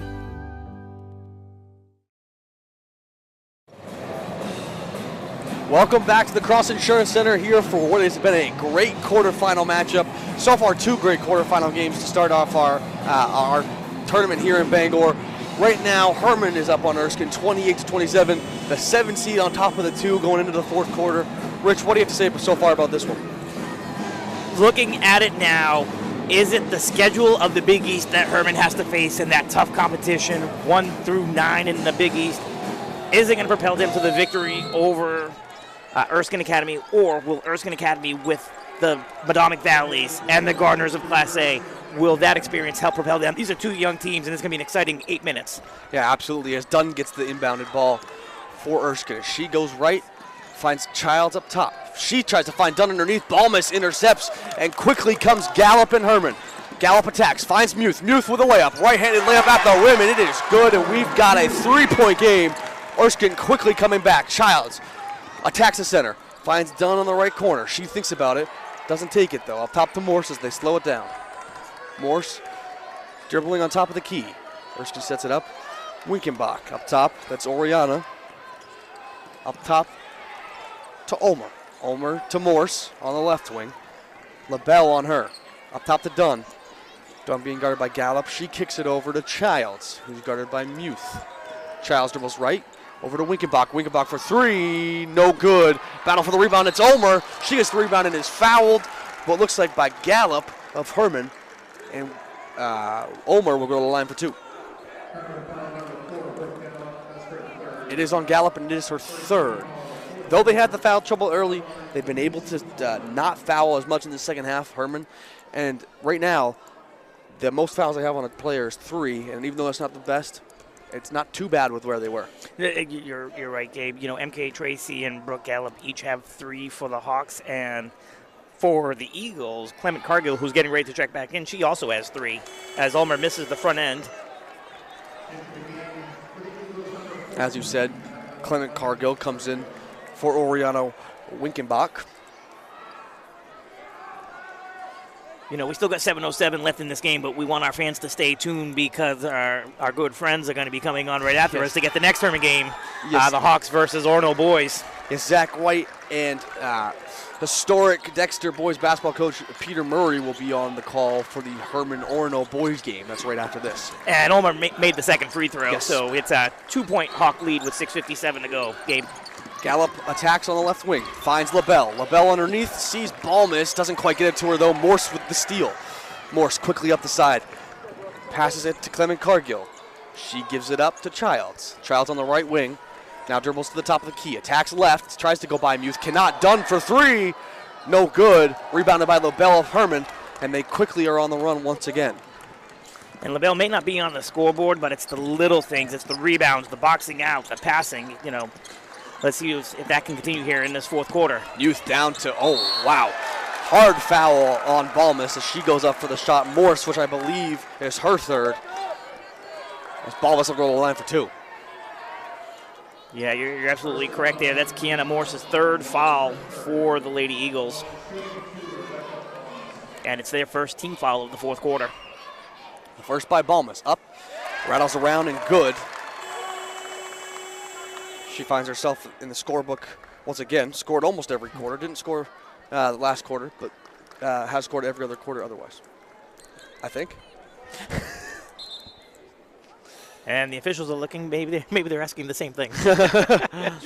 Yeah, for Becca Balmas, I have her with a field goal in the second quarter and so far this front end of the free throws. And I'll tell you, I'll be honest with you. Doing play-by-play and trying to keep stats at the same time, when it's on an audio broadcast, when you're talking as much as you are, way harder than I expected. So my stats could certainly be off. And both coaches are going to join the official at the head scorers table. That's Coach Lefferts for Erskine and Coach Muth for Hermon. I do wonder, Lydia Muth just checked into the game, so the question may be, is she in the book? Oh, I remember during the opening broadcast, they had her in the book as number 25, the announcement, but her uniform number is 23, and it's the same stuff on our paperwork. I wonder if that's what they could be discussing as well, Gabe. Yes, that certainly could be that they got the wrong number. The issue here would be that if whoever presented it to the official scorebook, I believe, now don't quote me on this, but I believe it's a technical foul if it does not line up with what the game what the game jersey says. I think. It may not be what happens here, but. And the official's going to call the other two officials over.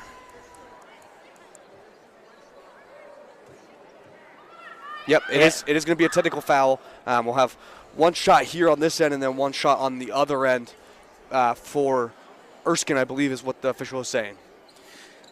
Yeah, and Balmas is going to. Balmas will get hers. Yep. Hers. Yeah, I'm not entirely sure why it's. Yeah. Yeah. She'll get her second free throw. Keep talking.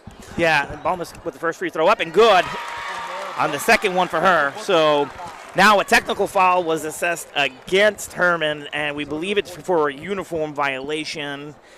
Youth, who's wearing 23, was called during the opening announcements as uniform number 25, and she's going to have to check out of the game as well. Now, it's not anything that she did because she doesn't write the uniform number down, but in the MPA booklet, it does say number 23, and I can see where somewhere it can say a 3 or a 5.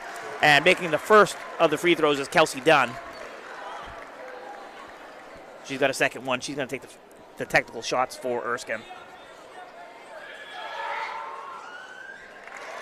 And she makes them both, Gabe, and I believe, I believe the thing is that she also can't check back into the game either. So if she had stayed in the game, I believe that she is not able to stay in the game. And then if she were to try to check back in again, same thing would happen. Technical free throws, and we go back do this again. Hopefully that does not happen. But just an unfortunate set of circumstances there. It is, and for the junior player who's getting the opportunity, she was the last player in off the bench, and for this to happen, this could be a momentum killer. Let's hope not, though. Let's see if the Hawks can keep up with it. Let's see if Erskine can take advantage of it. It certainly slows things down, too. We got an offensive foul and another illegal screen on Erskine, which feels like got to be their 4th or 5th so far this game. Not what you want if you're Erskine. It's on 14, Clement Cargill. Her 4th. In the race to 4, she's won. And she has one left. Not the award you want to win there. Absolutely not. You're right there, Gabe. As up comes Gallup. Gallup quickly pushes, but poked from behind. By Ulmer. Yes, by Ulmer. And quickly moved up. Dunn thought about the 3, doesn't take it, kicks it out. Morse for 3. Good. And back comes Erskine with the lead. It is 33-32 Erskine. 5:55 left in this game. Hermon comes up. Maddie Muth on the left wing. Up to Brooke Gallup. Over to LaBelle at the free throw line. She jumped before she took her step, and that's a travel. And the ball will go back to Erskine. This might be a time right here where Coach Muth may want to take a 30 or something to settle her team down. That technical foul seems to have rattled her team a little bit. It certainly has. Dunn up top. She will look to find Childs. She does. Childs dribbles up to the top of the key. Maybe looks like Erskine trying to waste some clock here. And it looks like Muth's trying to check back in. It does look like so maybe it wasn't the jersey number. Oh, and there's going to be a foul. Is that going to be on Maddie Muth? If that is, that'll be her 3rd. No, that's Brooke Gallup, and it's her 4th, and that's a big foul for Hermon. I do wonder, with it being something like that, if it could be corrected in the book and then not a technical foul afterwards, may be the case. I don't entirely know the exact writings of the rule, but nonetheless, Lydia Muth in the game. Oh, and she is the walk right there, going to be called on Olivia Childs, and checking back into the game, Lila Ryan, a name who gets brought up a lot during Hermon games, but not today. Yeah, certainly been kept in check today. She's been huge for them this season. Yeah, again, today not been her day, but they're in it nonetheless. And Ryan's going to replace Brooke Gallup, who just picked up her 4th foul. 5:18 left. That's a big foul for Hermon. Yes, I assume she'll sit for a minute. Lydia Muth right at the rim. Finds her sister Maddie Muth up top. Maddie will attack. A floater at the rim is good, and back the lead goes to Hermon, 34-33 here with 5 minutes left. And good for Lydia to get that assist. Yeah, a beautiful pass by her. A chance to come in and make an impact, and she does. Childs up top with the ball. Looks to go right. Attacks Ryan. Back up top to Dunn. Dunn dribbles left, then goes back right. Muth on her. Maddie Muth, I should say. Childs gives it over to Morse. Morse with Lydia Muth on her. Defended well by Muth. Morse finds Clement Cargill, who finds Dunn up top. Dunn trying to get Clement Cargill underneath. No dice. Finds Childs up top. Childs over to Ulmer. Ulmer underneath the Dunn for a wide open layup, and it is good. And the lead swings back in Erskine's favor. 35-34 here. A steal quickly by Childs. She is fouled on a pass to Ulmer. Ryan with the foul there, as we will have ball underneath for Erskine. And for Lila Ryan, that is her first foul. And Hermon's 4th. So potentially not exactly what you want in a game where you're down. You don't want to give them foul shots too early in the game and hurt yourself. And Cass LaBelle going to check back in and replace Lila Ryan. I wonder if she's dealing with an injury or something, Gabe. Well, I was just about to say that because I see her leg is heavily wrapped. And I haven't seen her have her leg wrapped the rest of the year. So I do wonder if something is going on there. And it looks like it's the calf area. Yes. Balmus defending Smith. Dunn up top to Ulmer. Ulmer to Clement Cargill, who was trying to say before. As Ulmer attacks after getting the ball back, and it's foul on Hermon at the rim. Ulmer will go to the line for 2. And that looks like it's going to be on Brooklyn Kelly, her first. But it might be her first, but the problem is that's 5 on Hermon. Erskine shooting free throws the rest of the way. Yeah, certainly not what you want in a close game like this. Ulmer's first up and good. As all but one bucket, if I'm correct, from Erskine, maybe 2 buckets this half has come at the free throw line. That ball's off. Up, though, on a rebound is Morse. No, she traveled. Yeah, there's 3 field goals and a 3-pointer for Erskine this half. They actually called the foul on Morse there on the rebounding action. Her 4th. So Hermon ball. They try to inbound it. Balmus will fight for it and get it, trying to get the ball. Oh, and they said she walked. That turn move that she had, it looks like she moved the pivot foot with the turn.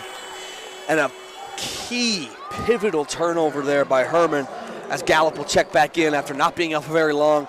Someone you can't have out for very long. Checks right back in. Lydia Muth will go to the bench.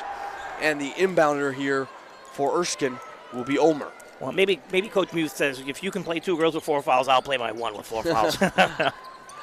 Ball into Morse on the left wing, over to Childs on top. Childs to Dunn on a handoff on the right wing. She dribbles to the top of the key, tries to go past Gallup, can't get by her. Tries again and passes off. The ball is up and no good.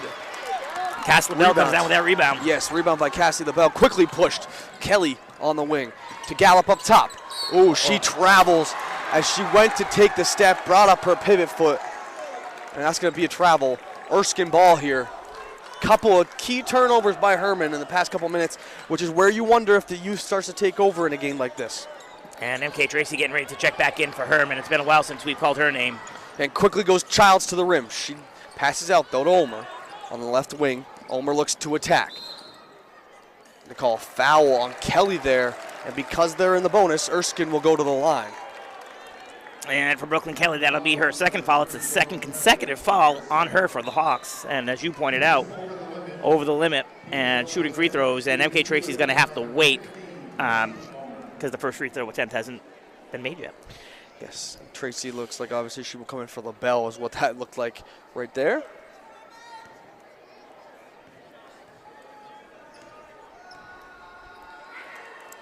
First shot up by Ulmer is good.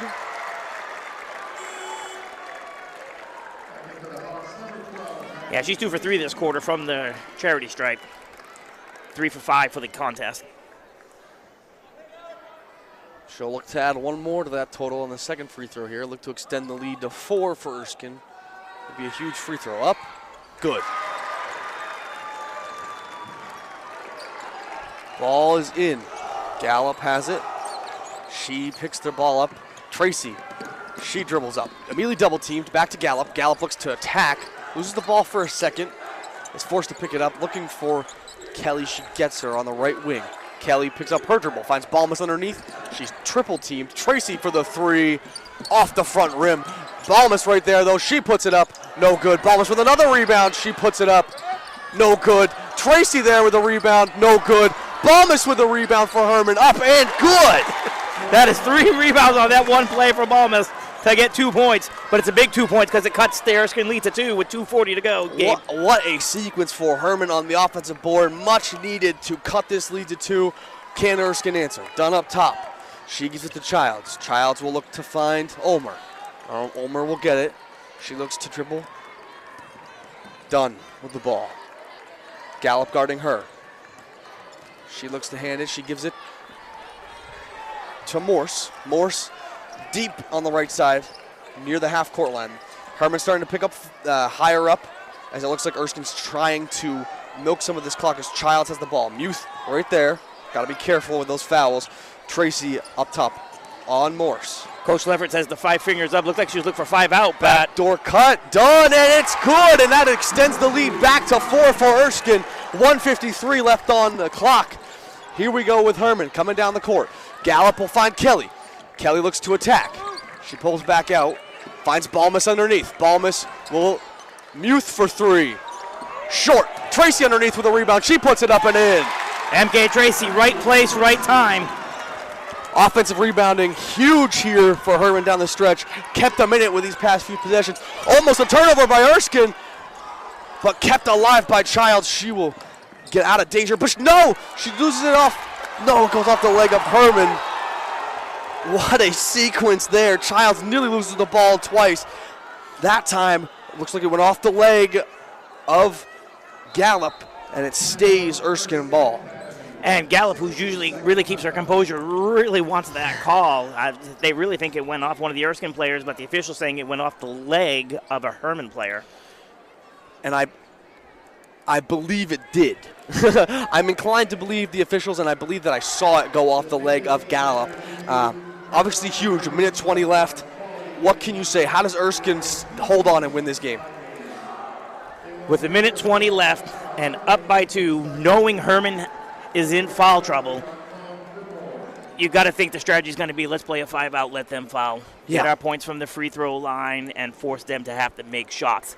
Now, with that said, you've got Clement, Cargill, and Morse in foul trouble, and the last time down this end, you saw Balmus with 3 rebounds, MK Tracy with a rebound, and they're trying not to pick up their 5. So if their height can't get in there, advantage Hermon.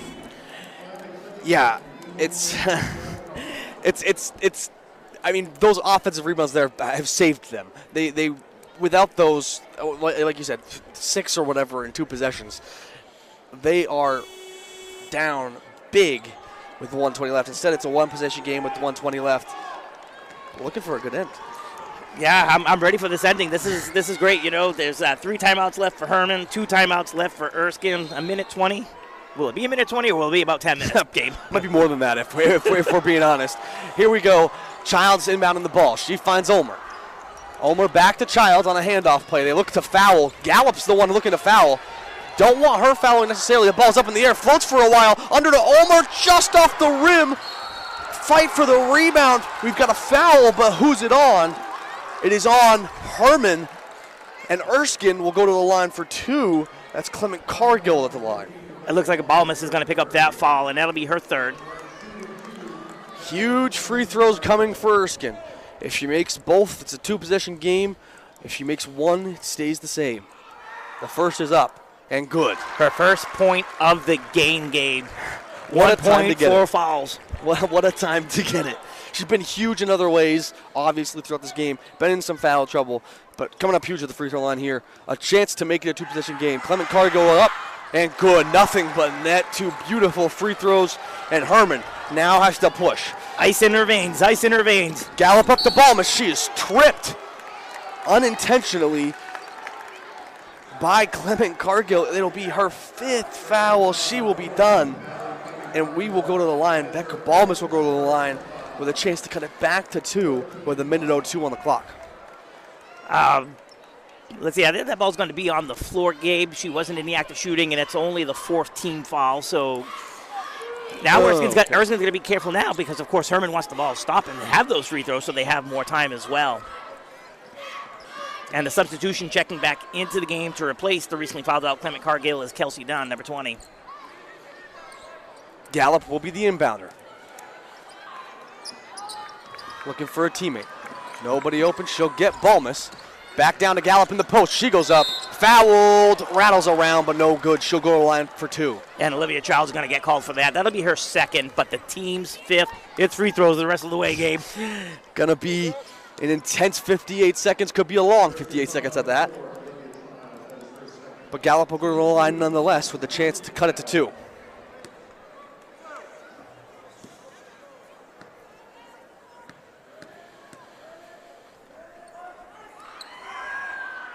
First one off the front of the rim.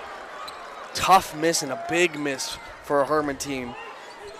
Got to make this one. Cut it to 1 possession. 58.6 seconds left. Senior mentality. Second one up. Off the right side of the rim and out of bounds. It will go Erskine ball. Nobody else Hermon probably rather have at the line there other than your senior leader. Just unfortunately missed them both. Yeah, you know, I've seen 4 or 5 Hermon games this year, and yeah, I agree with you. That's who you want on the free throw line. Ball in. That was nearly handed back out of bounds to her, but that's nearly stolen away as well. Dunn comes down the sideline. Got 2 defenders on her. They call the foul quickly. I don't know who they're going to call this one on. I think it's Brooklyn Kelly. She was on the right side of the defender. If you're at home on her left side, while Gallup was on our left side. They will. It is on Kelly. We make that note because Gallup has 4, so if it was on her, it would have been her 5th. But it is not. It is Kelly's 3rd. And Dunn will go to the line for 2 for Erskine to try to extend this lead to 6. And what's interesting is I have Gallup as my player of the game so far for Hermon, Dunn for my player of the game for Erskine, both girls at free throw line, and a miss. A miss. The first one is missed by Dunn. Another huge free throw coming here by Dunn. Perfect. She's true. 4 for 6 from the free throw line this quarter. 6 for 9 in the game. Timeout Hermon. They'll look for a chance to set up a play to try and cut this lead back to a 1-possession game, but at the moment it stands a 5-point game with 47.2 seconds left. And Gabe, that technical foul.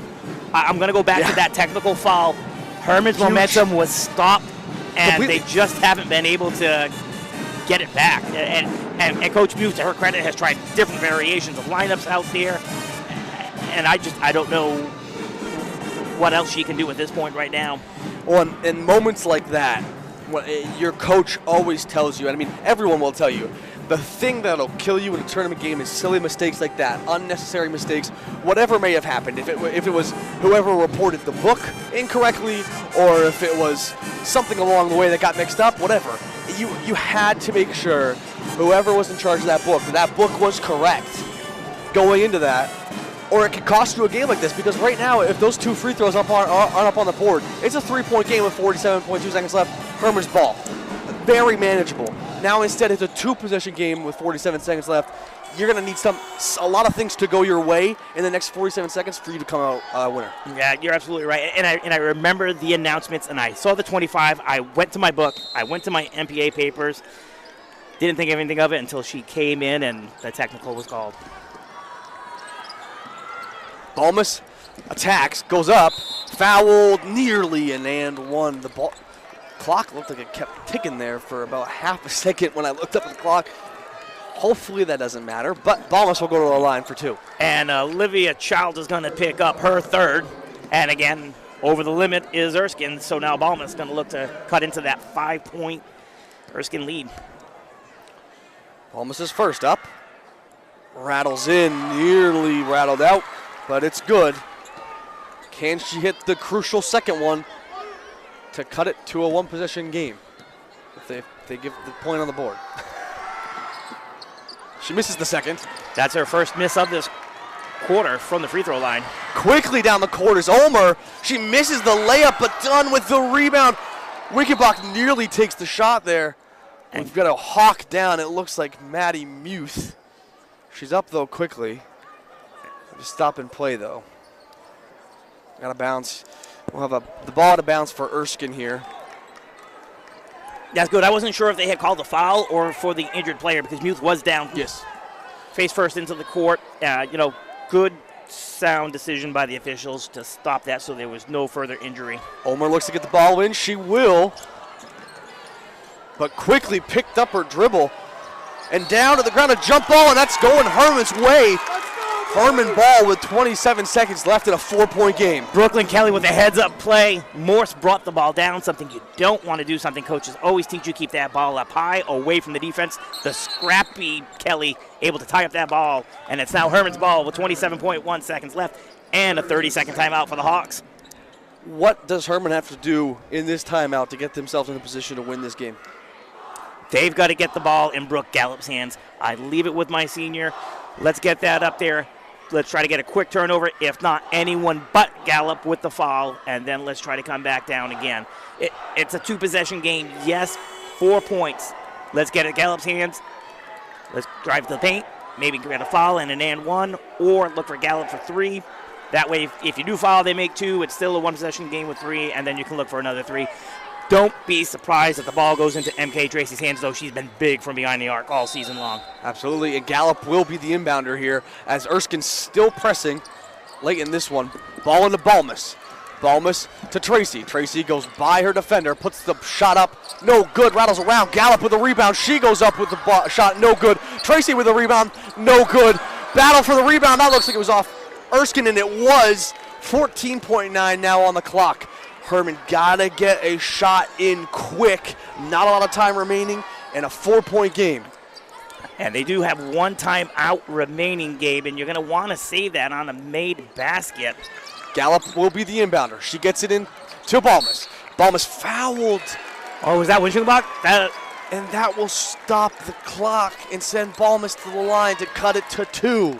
You don't need the foul there. No. Matter of fact, even give her the basket. Time winds down. You don't even have to inbound till the game's over. Yes. Yeah, at this point, with how low the clock was, no need even. As she misses the front end. Still a chance to make it a 1-possession game. This game's certainly not over. 12.6 still on the clock. But a huge free throw coming here. It's up and good by Rebecca Balmus. Erskine will try to get the ball in. They will to Ulmer. Ulmer to Wickenbach, stolen. Oh, and a foul! And I think he's going to call it on Gallup. Nearly a steal by Gallup. Instead, Wickenbach will go to the line with a chance to potentially ice it for Erskine. Oh, and it's on Brooklyn Kelly. Wow. That's her 4th.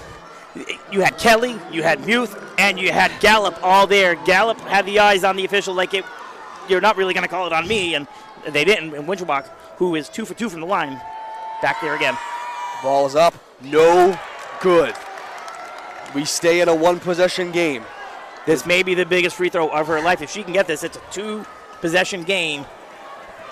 Saw the sophomore at the line. The second one up and true. A 4-point game now with 8.4. Hermon has to go quick and get a shot up. Here comes Gallup. She'll attack.